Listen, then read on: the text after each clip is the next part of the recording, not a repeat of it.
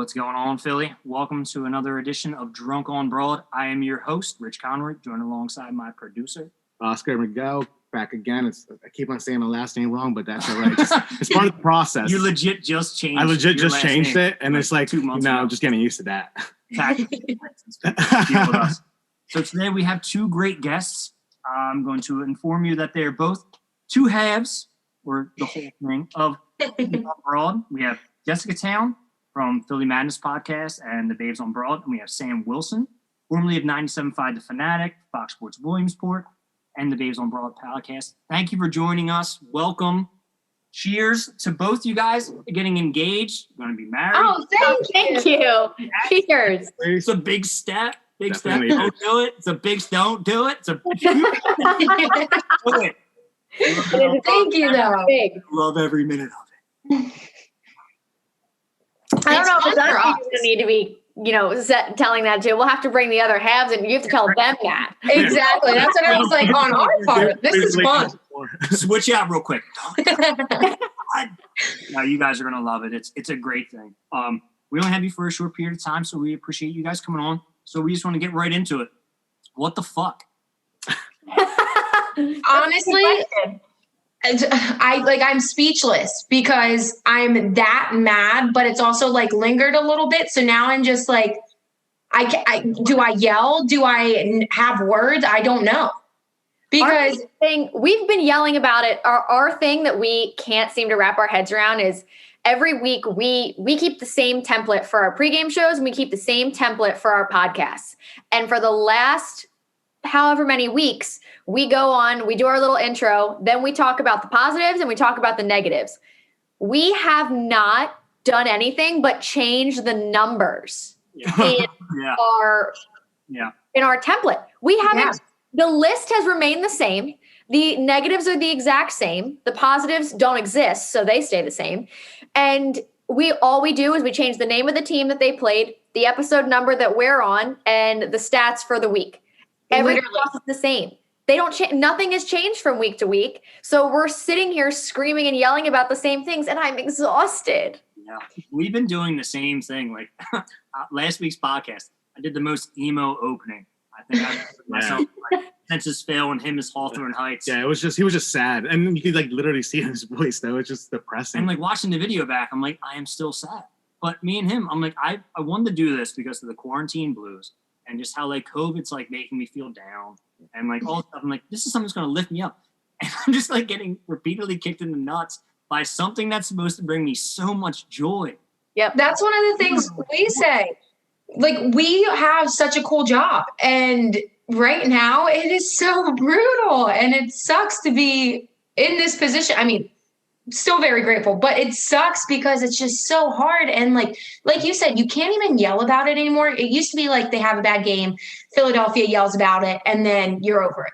But now it's the same reoccurring thing that you're yelling about over and over and over. And Doug Peterson, Howie, Carson, nobody's going to do anything different. Jim Schwartz, add him in there. Nobody's going to do anything different. So it's just you're literally yelling to nobody and to each other. And we all see this. All of us analysts, all of us fans, all of our families, all the little kids, everybody out there sees what's wrong and can say it over and over and over. But for some reason, the Eagles organization has no clue and can't figure it out. And it's so frustrating. And I can't even stand, people try to be like, all right, well, Doug said in his presser. The only time I listen to those now is to get injury information. If we're recording a podcast on Friday after the presser, we make sure we have the most updated injury information. And that's quite literally it. It doesn't matter who's talking. They say the same BS every single week in, week out. It's the, PC answer. It's not throwing anybody under the bus. It's, just whatever they can say to stay vague and get by. And it's infuriating at this point to have to deal with some of this. It's 100% redundant. It's the communication factor is not there. It just say the same thing every week. And I'm on record for being the journalists need to bring better questions. But then it's okay, well, you have a head coach and you have a quarterback who keeps saying the same thing. Maybe they need to change their answer. Maybe they need to say something with a little more substance. Carson, you got to be better. Yeah, we fucking know, dude. We know. All right, so you have Alshon Jeffrey, who's 6'4". Oh, fantastic. You throw a 50-50 ball to him on what, 3rd or 4th down? Why? Yeah. He's 6'4". Yeah. He shouldn't be on the field. Granted, we get that. But hit the dude in the breadbasket. But Dan Orslowski, I love him. And I love when he was arguing with Keyshawn today. Keyshawn's like, dude, he's 6'4". You hit him in the numbers. There's no need for it to be a jump ball. Mhm. Why? Are your mechanics off? We know that. We know you're way better on the run. We know that you can't set your feet and plant. Your eyes follow your arm. Your arm follow your eyes. I have no idea what he's even looking at. Greg Ward can't field a punt to save his life. He backs us up more than a punt. Like, if I went out there to kick and I kicked the ball maybe 10 yards, I could probably get a 70-yard punt off on him because he refuses to field it. Just let it go by him. All right, we'll down it and we'll be okay. Doug Peterson, we know what he's going to do. Abandon the run. Yeah. It works. Let's abandon it and make our quarterback throw 50 times. We talked about this. Well, there's a few stats. It's so hard to talk about that too, because while we scored more when we weren't running, we were still moving the ball more when we were running the ball and giving, the complete, balance of the offense. There's no balance. Yeah. So I knew the second Miles Sanders fumbled, that was the end. 100%. I knew right then and there, Yeah. that was the end. Anybody fumbles that ball, I don't care who you are, you're going to fumble that ball right then and there. Anybody. The ball out. Some guy's on your legs. Another dude has your arms. You're getting the ball punched out. And a helmet goes into the ball. Yeah. Yeah. And I as soon as that happened, I'm pretty sure I tweeted, don't do it. Don't abandon it. Don't do it. They come out, they throw a bunch of times. It doesn't go well. And I was like, what did we say? Yeah. Like, how many times did they run in the second half? 2 times? 2 times. twice. And that's the thing. This many. We're talking about the balance that they don't have on the offense between the run and the pass play, but then they also aren't balanced with their defense. It's either you see a bright spot here from the offense and then the defense blows, and then you see a bright spot here from the defense and then the offense blows, and it's just nobody's helping anybody, and it's just everybody's all doing their part poorly, and then it just ends up a shit show. So my question to you, what is your bright spot on that atrocious defense? Because I'm looking at Nick Chubb, who decided I'm going to fight off everybody when I'm running the ball down their throats. That one run that he had in Baker Center, doing the shimmy. I'm like, this is a true. I'm like, Nick Chubb is looking like a grown man running over babies. Yeah. That's like my son when he tries to tackle me in a living room. And I'm just like, nah, dude, go. Who was it? Osman, however you say his name. Yeah. Who we got? He just went down. He's like, Poor guy. Dead. I will say though, up to that point, the run defense had stepped their shit up from the week before. And actually several weeks before. They had one of the worst run defenses in the NFL, which we tend to forget because over the last 3-4 years, the run defense has been so amazing and the pass defense has been what's really, really hurt them. This year, it's the opposite. And you don't realize it until you look at it and you go, wow, Fletcher Cox, Malik Jackson, Javon Hargrave are not doing anything. So through the first half, they were held them to, I think it was something like 3.4 yards a carry. Before that one Nick Chubb run, it was 3.4 yards a carry to guys that are averaging, Nick Chubb's been averaging over 6, Kareem Hunt's 4.7-ish. Yeah. So, they did their job in that first half. I mean, they on the goal line, they did their job, and that was not something I expected from them at all. So that was my one bright spot from the defense that I saw on Sunday, because I thought where the exact area where they needed to step up for this game, they did. Granted, they're not going to be able to salvage themselves with their lack of linebackers trying to line up in coverage. I mean, you draft Davion Taylor for speed and he's getting beat on the outside. What are you going to do at this point? There's things that at this point, there are holes in the team. They're not going to get fixed. The disappointing part to me, I mean, roster construction is bad. That's bad. We know that. That's just what it is. But the people who are underperforming is where my frustration comes in. So the Fletcher Coxes of the world, the Javon Hargrave, who we spent, $30 million on another signing for no reason when you already have Malik Jackson doing that. So it's guys like that where you're like, I need more from you. Yeah. Yeah. I mean, you spent $70 million just alone this year on that front four, which is insane. It boggles my mind because they're not performing. Fletcher Cox gets 1 sack and it's like, yay. What, shouldn't you have more? And get that's the double and the triple team. Yeah, let's get on him for that. But Aaron Donald can have a whole offensive line on him, and then one move, it's a sack. Go ahead, Sam. That's exactly what I was going to say. Is it's almost like because they built this dominant on paper D-line, you can't use that excuse anymore. So if Fletcher's getting double teamed, triple teamed, somebody's got to be open or have just one man on. You know what I mean? Like there's no excuse anymore because they're supposed to be that good. What about And they're not. former first round pick was the sack leader in the SEC. Like, where have you been? You have a guy named Josh Sweat who comes in and makes a huge sack for you. Josh Sweat. I'm sorry, I'm not putting my eggs in a basket for Josh Sweat, but he's been our most consistent defensive lineman outside of Brendan Graham. And I love Brandon Graham, but he's getting older. So what are we going to do? And with no linebackers, our safeties are atrocious, out of position all the time. And then like, all right, here's my next question. Who the fuck is Darryl Hodge? Yeah. Who is he? And why did I thought the same thing. Why do you take our money? Mm-hmm. That's all I want to know. And Mr. Richard, they call him the King Higgins. What? He stinks. He's a stink pot. Makes you Literally nuts because like I'm sure you guys do it too. Like we evaluate, we go over rosters, we look all this pregame stuff up, blah, blah, blah.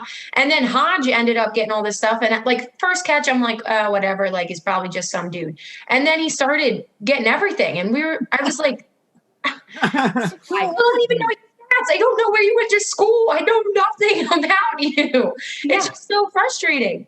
They're playing completely. Yeah, you said it. I mean, they're playing completely out of position, and they're at this point. All I'm seeing from our coaching staff is arrogance and thinking that their scheme is bigger than any player on the field. And first play of the game, you see Darius Slay 10 yards off of Jarvis Landry, and you're like, hey, let's not. Every play though. Why? Yeah. Why are we playing him? We did the same thing to Namdi. We killed Namdi. Namdi was amazing on Oakland. Came to Philly and sucked. He was going to be my favorite player. Wasn't there an offensive line coach as the defensive coordinator at that point? Are you talking about Mr. Juan Castillo? Juan. Yes. He was an offensive line coach who was then the defensive coordinator. Makes no sense at all. But hey, Chip Kelly things. But the Eagles haven't drafted a linebacker in the first round since 1979. We're not going to. They're not going to. I don't understand what the logic is, but forever and ever and ever, as long as I've been alive and probably until I die, there will be a hole in the middle of the Eagles defense until they address something there. I mean, what do you expect at this point? You're going to get picked on week in and week out by someone exploiting the Nate Garys and the Alex Singletons of the world. Now, Alex Singleton had himself a little bit of a day on Sunday, but then, it just, Davion Taylor gets wrecked out there. TJ Edwards is missing tackles. Sean Bradley looked awful. Like they were a mess. Sean Bradley's terrible. Didn't look good. So Davion Taylor played like 2 years, but we decided to take him. Third round, yeah. Third round. So let's do that. Regardless of religious beliefs and all that stuff, he played 2 years. Guy I've talked about, I think it's like the third or fourth week in a row. He's never caused a turnover in his professional career or collegiate career. Why? What draft? Because he's quick. Because he's quick. Okay. All right. Great. Yeah. Okay. You want to see that was it. Like what do they prioritize when they're drafting? Like literally, I want to know what are they looking at. What are you looking at compared? It's literally a 40 time. Speed. Yeah. That's all they look at, and it's so idiotic because that's the reason they didn't take DK Metcalf was because he gained like 15 pounds for the combine and went down in his 40 time and up in everything else. And no, he's never going to gain that speed back. This perfect specimen of a human, like come on. What blows my mind about DK is like there were so many teams that passed on him because they were like, oh, well, he's big, so he can't run good routes and he's not that fast. Well, you can teach someone how to run better routes. Megatron. You can't teach big as shit. Megatron I fucking miss him so much. And that's the thing, like literally, I feel like you should have been able, especially if your job is to analyze college players, you should have been able to look at this kid coming out of college and been like, very similar to Megatron, has very big potential to be that. Why not? Because we have nobody like that, and nobody in the freaking NFC East has that. Well, maybe No, Dallas is at that time, Dallas, Let's put but this yeah. out there. Who thinks? Do you think the Eagles would actually utilize him properly? no, not at all. But then it would CD be would be an outside wide receiver, and it would just be over, and that would be it. So my question to you guys is the same thing that you guys are all hinting on that we've been talking about. Yeah. That so you have a guy in Sidney Jones you let go who balled out. He's hurt. He's been hurt, but he balled out. Rasul Douglas balled out. NA looked fucking amazing last night, and he's emerged as one of the top options for the Raiders. Is it we can't evaluate talent, or we can't develop the talent that we have? Because what I'm seeing right now is it all is coaching. I get the whole fact Carson regressed. It's his 5th year. He still has good stats for the past 2 years. I mean, last year, 4,000 yards, not completing, or 500 yards, not from a wide receiver. Yeah. That's amazing. It's a feat. Fantastic. This year, he sucked. But I saw Kyler Murray throw a touchdown pass, get sacked, and the coach goes and sits right next to him. You know, there's a thing called an offensive coordinator that would go and sit next to him and be like, hey, let's review it. You might have just shitted all over this team, but let's review like the things that you did wrong. But Carson's like sitting there like, Literally, and that's the thing. He's looking at, and that's what's so frustrating. So he's looking over the play and trying to see what he did wrong. Imagine that in your head when you do something wrong and you're like, okay, I know the outcome ended up. Now I have to evaluate this whole thing and see where I went wrong. Instead of having that coach point out and be like, okay, I specialize in this. You had your elbow out here, and if you kept it in, it would have went this way. It wouldn't have sailed. It wouldn't have, you know what I mean? And that's why do we see it and they don't? exactly. Why am I sitting there watching my franchise quarterback we just signed an extension to, who's getting $128 million, relatively cheap, and I appreciate that. Thing how we can do, cool, but why is he sitting there all alone and no one's helping him out? Like, it has to be the coaching over the evaluation of talent. Because all these guys leave, and we've seen it multiple times. They leave and they become stars, or they become better than what they were here. Jim Schwartz has to go. Avonte Maddox is trash. He looked terrible yesterday. Darius Slay's like almost out of the top 10 in every category when he's been in the top 3 the past 4 years. That's coaching. I think that is the biggest example right now of, at least on the defensive side of the ball, that is coaching. Not, I mean, everybody else leaving and having success elsewhere says something pretty telling, but the fact that Darius Slay comes in, has had amazing years throughout his whole career. You can see spots and here or there of his greatness that he is, but the fact that they don't utilize him and keep him 10 yards off of whatever person he's covering when he's a man coverage guy, it's so telling that you cannot succeed. Nobody can succeed in this defense. And it's so frustrating. And they're not, we touched on it earlier, they're not putting the right players in the right situations. I mean, Rasul Douglas isn't a coverage corner. He's a safety. And when you played him at safety, he played really well. When you move him to Carolina and he's playing at safety, he's playing really well. Go figure. Everyone wants to complain about how terrible Jalen Mills has been for his entire career, but when you play him at safety, he plays really well because that's where he's supposed to be, not forcing him into being a coverage corner. Well, wait. Lately, you go like this, but that's when they move him back to corner and you watch him get burned on the outside because he's all of a sudden moved back to corner. He can't cover. But as a ball hawk, as an open field tackler playing the safety position over top, that's where he's meant to be. And that's where he's always been so good. And that's why he's always been good in the red zone. Because in between the 20s, not so much. There's a lot of room for him to get burnt back and forth. From the 20 to the back of the end zone, not so much. Oh, you can only run so fast and so far. But, and don't even get me started on Nelson Aguilar. I watched him amazing last night, my butt. He lost another ball on the lights on 4th down. Don't even start. Don't bring it up. Don't even start with me there. But you're right. You see it. You see things like, I don't understand why wide receivers can't properly track balls. Why does everyone have a drop problem when they're in Philadelphia? You know, It's every year. It's the same stuff every year, year in, year out. And it's exhausting to sit here and talk about. But at the end of the day, the coaches have to sit and look at themselves because, we want to put this on whatever person and you want to, be like, oh, well, we could have had Justin Jefferson at 21. But hey, Justin Jefferson would be doing the exact same shit that he's doing, that Jalen Reagor's doing. You know what I mean? Like Jalen Reagor would be out in Minnesota looking like Justin Jefferson looks right now. It has nothing to do with the talent evaluation there. It's the usage. And at this point, they look like idiots trying to use these players, and they're wasting away some of the best years of these players.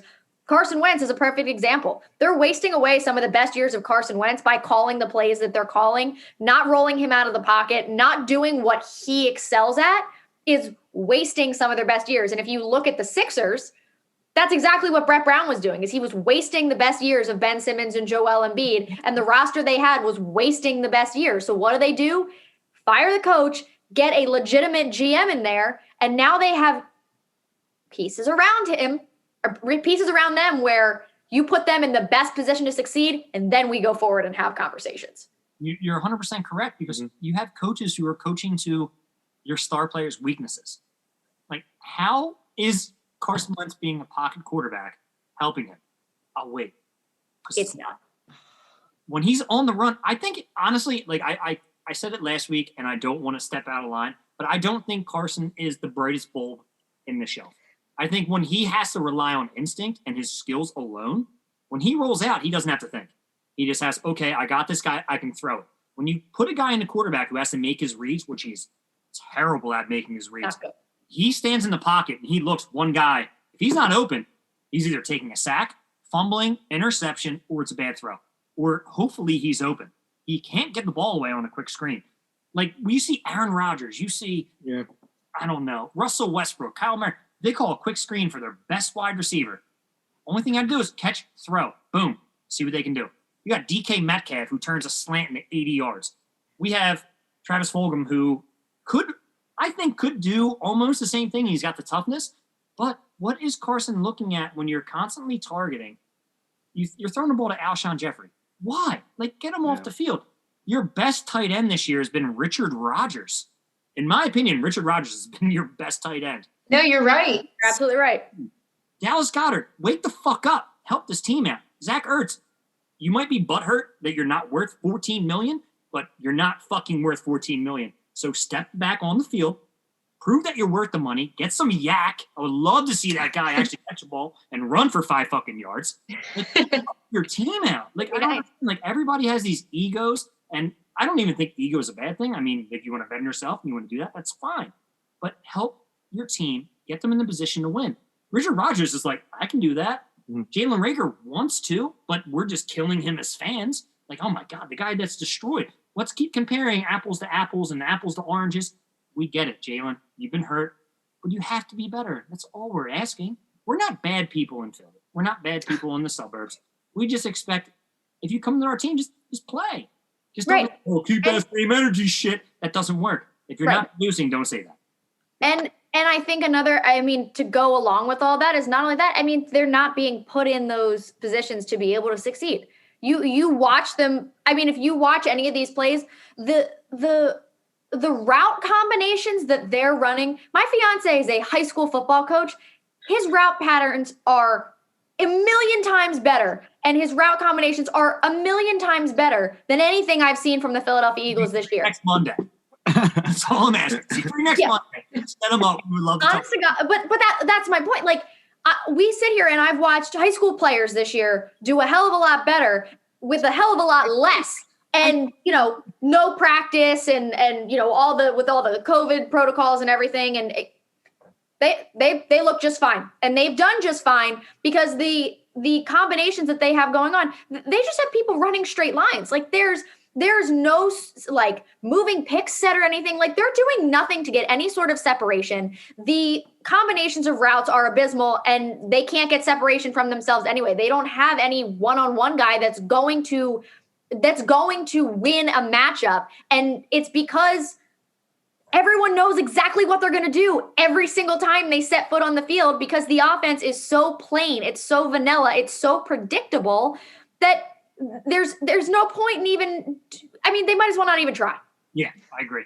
I think they ran the pick route against the Giants, and I forget who was in the slot and was supposed to pick, but they actually underran it. Yeah. And it was an I incompletion. didn't do that right.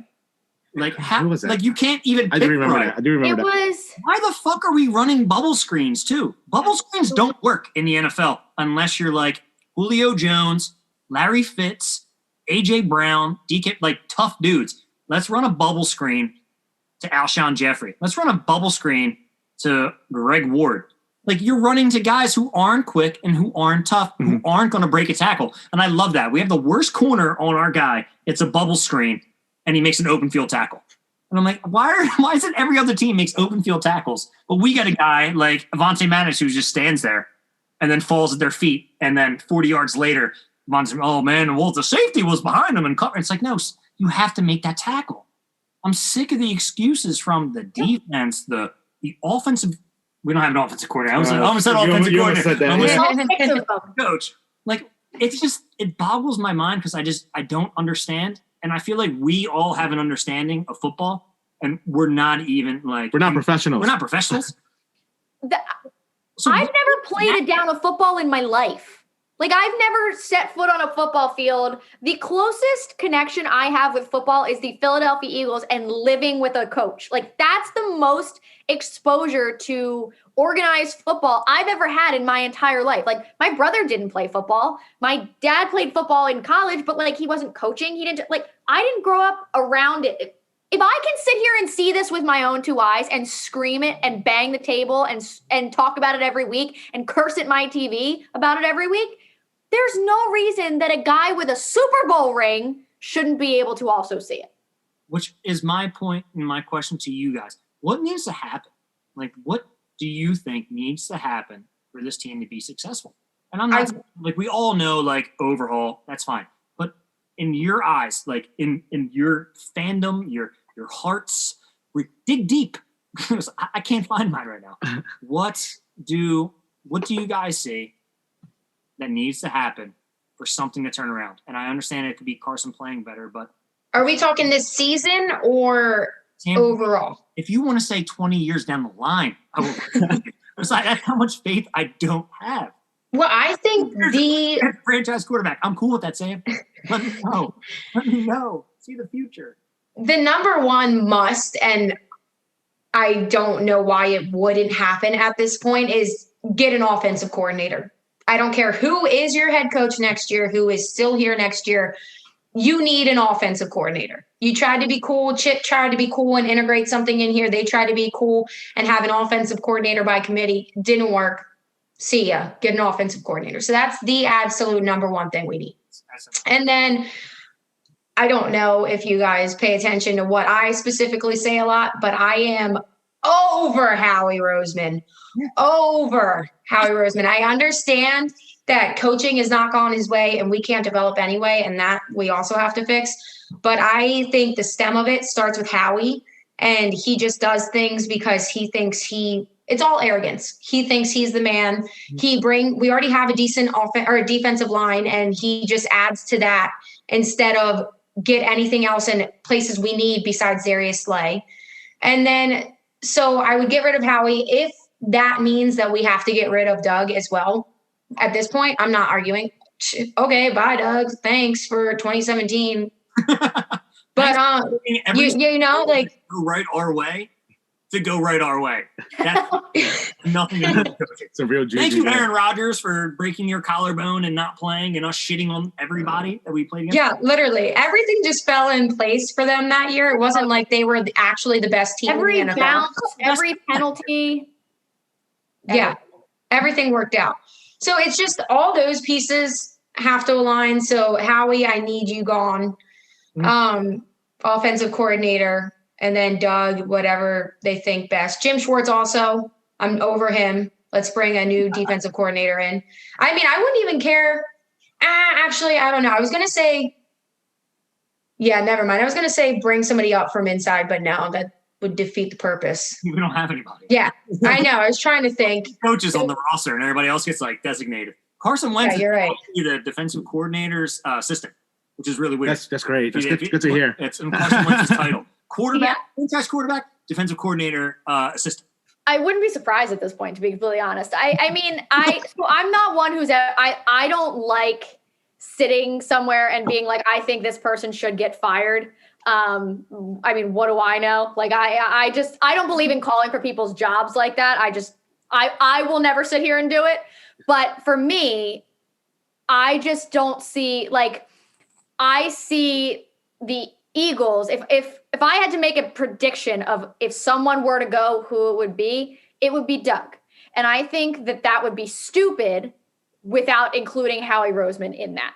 And I think that's my only issue. Like, if Doug goes, Howie has to go too. We talked about this in our episode we recorded today. It goes back to the Phillies 2 years ago. Like, was Gabe Kapler the best manager in the world? No. Was he the problem? Also no. Did firing him and keeping Matt Klentak solve anything at all? Well, no. And that's the thing too. And they even upgraded in a coach, and you saw it this year. It still changed nothing because Klentak is there. And that's exactly what we'll see next year if they don't get rid of Howie and get rid of Doug. You're bringing Blake Parker out of the bullpen, and JT's like, it's fucking. Right. Just shaking his head and rolling his eyes again. And that's exactly it. I mean, it's exactly what you're seeing from the Eagles right now. And if that were to be the decision and Jeffrey Lurie wouldn't step in there, that's where I have a problem, because that's arrogance on all accounts. And it's not just a Doug issue. I don't think Doug is, firing Doug solves nothing, in my opinion. Agreed. And I think the most realistic thing that I think could happen is he needs to give up play calling, and they need to get an actual offensive coordinator in here, because the only time that this worked was when he was calling plays, but he didn't have a bunch of yes men around him that were these kind of inferior individuals who were just like, yeah, Doug, that sounds great. He had two guys in Frank Reich and John DeFilippo that went back and forth with Carson and went back and forth with him. And while it might have come out that they had arguments or disagreements or whatever, it worked, that shit worked. And they won a Super Bowl out of it. They took Nick Foles, a career backup quarterback, and somehow made him look like the best quarterback to ever walk planet Earth and win a damn Super Bowl. That's not by coincidence. We've seen Nick Foles play many times. Yeah. That doesn't just happen, okay? Like, that's not Nick Foles. And the way that Carson progressed from year 1 to 2, and then all of a sudden, both those guys are gone, and he's not. And you get a guy like Press Taylor, who they love, and him and Carson, they love each other. They get along so well. Their wives are friends, which is great, but he's done nothing to help Carson progress. In fact, Carson has gotten worse. And that's something that needs to be addressed. And because they have so much loyalty in the organization, and because of the Super Bowl, and they have the nostalgia and all of this BS going on, they're reluctant to move all these pieces around. But for some reason, they're not reluctant to move on from pieces that actually did something serious to help you and aren't just like, oh, well, the organization loves you. It's like, yeah, let's hang on to Jason Peters and Alshon Jeffrey, and let's kick Malcolm Jenkins out the door and not have any sort of loyalty or anything like that there, but Jason Peters. So it's funny you said that, because I had really good relationships with both my bosses, and they both helped me file for unemployment. So it was really nice of them to do that. It's just redundant. I don't care how much of a relationship. Hey, you want to help me? Yeah. Oh, great. Our wives are friends. It doesn't matter. I need to be challenged by you. You're not going to sit there and tell me, hey, you're doing a great job. I just threw 3 picks. I look terrible. Yeah. I'm playing against, a bum-ass Browns team. Granted, they have great corners, but you should have won that game. How Doug can go into the locker room and say, we're not going to run the ball down their throats. The same thing we're doing to them, but we're having more success, boggles my mind. So it tells me there's no one there to help Doug, regulate or, decide, hey, let's steer away from throwing the ball, because maybe, all right, there's no wind. The rain's a problem. But our wide receivers aren't that good either. So maybe we shouldn't target that. Let's target Miles Sanders, who's just killing it. Mm-hmm. Let's do that. Or maybe we have Jordan Howard now on our practice squad. Let's bring him up. We need a bruiser. Yeah. Let's get some guy who can get in there for some tough yardage. Okay, cool.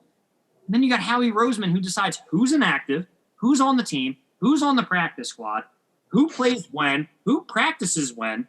This guy thinks he's the smartest guy in the room, but hasn't contributed anything since 2017. All of our draft picks are basically fucking gone from that. And the guys who bring in don't fit our system. Our coaches coach them, and Jim Schwartz walks around with his pants down, swanging a big old rod, and no one says, "Hey, Jim, stop doing that. You should put your pants up, bud. You're offending." Look away. Yeah. Look away. Like, I don't understand. Like, what has Jim Schwartz done for this city? Look at his defense against Tom Brady in the Super Bowl. We got torched. He did nothing. He did nothing to contribute to that Super Bowl. Why is he untouchable? And why was he brought in before our head coach? And he's probably going to be the last one to go. Boggles my mind. I don't understand. No, and it's so this is like something that we've been talking about, like more so today, really. And it's just like, in my mind, I'm starting to see the comparisons between what's been wrong with the Sixers in the past couple years that they are now changing, and what's been wrong with the Phillies the past couple years, front office, coaching, everything on both sides, and what's been wrong with them. And they're just now fixing it. And now it seems like the Eagles are not learning anything, and they're taking over this stupidity. Because if you think about it, they're doing the same arrogant GM kind of thing that you see with freaking Clentac. And then you also see moves with the Sixers where they had, well, one, Brett Brown, who was friends with everybody. And then two, they were bringing in people where you needed shooters. And instead they're like, let's bring in Horford, blah, blah, blah. And like just bringing in these things kind of make them look cool and be like, we did this big shot. We did that. You know what I mean? And there's just so many similarities between the three teams. It's just such a Philadelphia thing. And I don't understand why. Like, it's, you look at this roster this year and you think about last year and how many holes there were in this team and what they needed to do and what positions they needed to address. And you look at the roster right now and you go, damn, this is the same roster I was watching last year in December. And it's and the only thing that's different is Carson Wentz isn't playing well enough to lift everyone else up and mask that issue. Because he's not playing well, they're completely exposed, and the play calling is exposed and the roster construction is exposed. Roster construction and play calling can be overcome by phenomenal quarterback play, which is what Carson did last year in December to lead them to the playoffs. But because he's not playing well, like you said, they're all caught with their pants down at this point. Like, he's not the problem. He's a problem, but he's not the biggest problem there. The biggest problem there is our left tackle's 38 years old. When Jordan Mailata is very capable, and they just don't want to put him in. God. That infuriates me. Infuriates. You got a 38 body bag out there who's just standing there. I seen him yesterday. It was the first play of the game. He had his hands on his hips. I'm like, oh my God. I'm like, this dude can't breathe. I'm like, breathe. And he's like, I'm just going to turn around and get down. No, I got beat. Sorry, Carson. Let me help you up. I got you next time. Yeah, I'd bring him to a bar fight, but I'm not going to put him on an NFL field. No. Yeah, and that's the problem that we're seeing with the relationships. Like, you have to let it go. You have to not be too emotional with it. Yeah. And I understand, don't listen all the time because Philly fans are quick to the trigger. Somebody could be amazing and have one bad game. They're like, fire him into the sun, you know? So like, go him now. But with this situation, like, come on, it's obvious. So you guys have been on here for longer than expected, and we appreciate it. I want your guys' final thoughts on your bright spot in Philly sports. It could be anything. It could be, I know, Jess, you were calling for Seth Curry last year. So happy. I know. I'm very happy. I could cry. 3-point shooter, but I was like, oh, he's not his brother. It's like, shut up. Nobody cares about you. He's better than his brother. At 3-point shooting, I agree. So tell me what you see going forward in Philly sports that makes you happy. Sam, Dion, is he on his way up? Are we going to see my man starting for Pittsburgh soon? I hope. They need a catcher. I know they do. Go to the Phillies. Yes, trade. No, but we've talked about this. I don't know how I would feel about that because personally, selfishly, I would be under so much stress because I would get attacked. Just to shit on Dion. Yeah, right. But so as far as Dion though, like he's in his Rule 5 year, so that's exciting. Nice. We'll see what happens with that. I do, even though the Pirates aren't the best team, obviously, I do really like the relationships and how they treat him because they do love Dion and the fact that he's a leader. So they treat him well. Everybody treats us well. So I would not be mad if we stayed with them. Obviously, that's probably what I would prefer. But Rule 5, you never know where you're going to go. So we're just kind of optimistic in that fact. As far as Philly sports go, I'm trying to think of my positive, and the only thing is December 22nd is the Sixers. And if you listen to our show, you know Jess is our Sixers girl. Like basketball is my third sport. I can tell you what's going on when I'm watching it. Don't know much about making a basketball team. Baseball is obviously up there for me. It's probably even my top sport over football. Don't see any highlights with that right now. I'm kind of pissed with that whole thing. So we'll just go December 22nd. The Sixers are back. And I hope, because this time last year, we were super excited. Well, not this time, earlier. But when the Sixers started last year, we were like, yes, they're going to be our saving grace. And I'm hoping this year, since we're saying the same thing, it actually happens. And it looks like it should because the roster construction is actually good and they have the right things. So I guess the Sixers. I'm not letting Sam bet on the Sixers to win the championship. She did that last year, and the next day Ben Simmons hurt his knee. So literally the next day. Keep your money in your pocket, Sam. Yeah, she's not allowed to bet. But I have to. So, I mean, I think the brightest spot in Philadelphia right now, the most positive thing we could talk about is the Flyers. They are 100% the best option right about that right now. But what I'm most excited for is 100% the Sixers. I will die on the Ben Simmons hill. I will absolutely die there. And I will die on the hill that he doesn't need a jump shot. It would help, but he's not hurting anybody by not having one. Absolutely useless.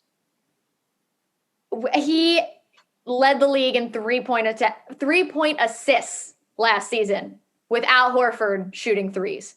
I cannot wait to see him out there with 2 career 40% 3-point shooters, 1 NBA champion that brings that experience, as well as one who's just an absolute sniper to hopefully come off the bench. I'm excited to see them. Not like if you were to have asked me when the Sixers got swept by the Boston Celtics, you could have any coach in the entire world. Who is your number one choice to coach the Sixers? Doc Rivers, no hesitation, was my number one choice.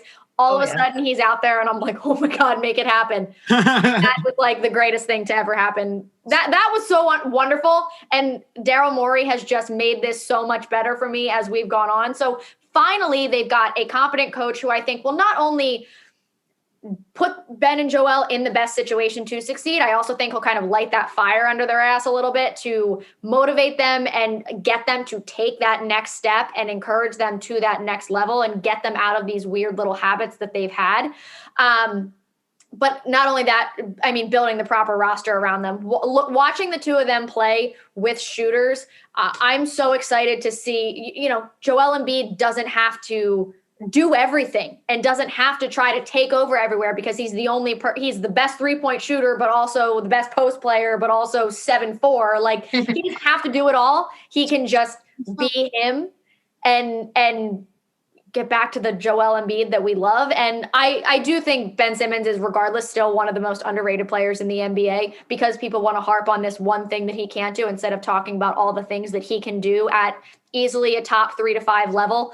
I would venture to say the best all-around defender in the NBA just because he can so seamlessly guard 1 through 5 with no drop-off, which I think is, the difference that it makes when he's not in the game is unbelievable. I mean, you see Jason Tatum out here looking like freaking Kobe, and that's not who he is at all when Ben Simmons is playing it. So, yeah, RIP our Philly friend.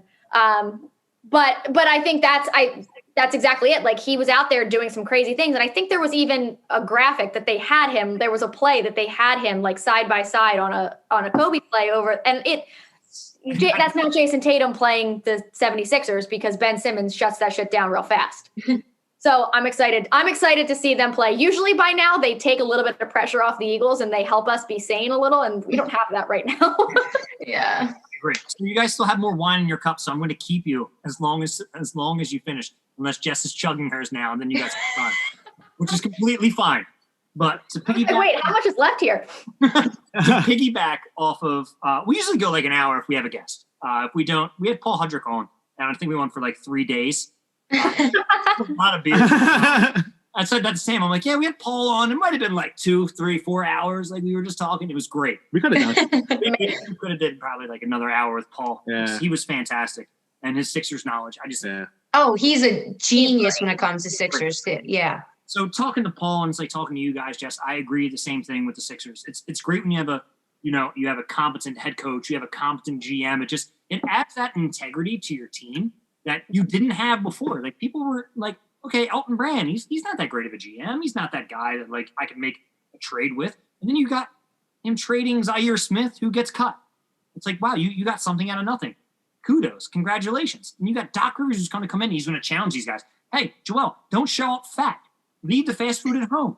Like, come and ball the fuck out for my team, and this is what we're going to do. You're not going to play at the top of the key. You're going to get your ass underneath, and you're going to run the floor because that's the offense that I run. I was worried when they said, oh, Mike D'Antoni. I'm like, no. I'm like, what are we going to do? James Harden's going to come here. We're going to trade Joe. We're going to trade Ben, and it's going to be like James Harden and James Ennis is going to come back from Orlando. It's going to be crazy. I don't want that. See, like, everything coming around, but it's also hard to see everything that's going on with the Eagles. Sam, your point, Clintack was a moron. But the thing that pisses me off about that is Middleton let that little fucking pipsqueak walk away scotch-free. And without embarrassing him and taking his job. Oh, it makes me smack. He's trying to do it with Andy McPhail, too. That's exactly what he's trying to do with Andy McPhail.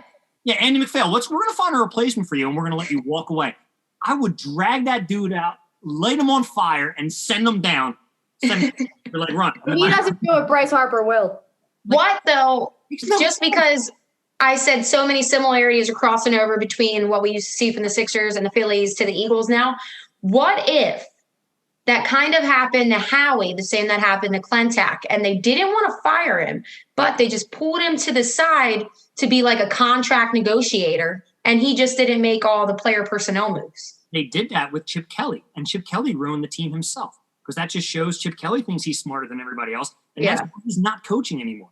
Mm-hmm. And he's a terrible analyst. I'm sorry. Like ESPN hired people. Chip Kelly sucks. The same thing. Chip Kelly ruined that team himself. He didn't need Howie. And now Howie's swinging his rod and goes, I'm going to ruin this team. It's like, we don't need people to ruin the team. We need people to make it better. Yeah, that's what I don't understand. Like, you bring in football guys. It's either chocolate or vanilla. Like, I don't care about flavors, bro. I want you to bring me a playmaker.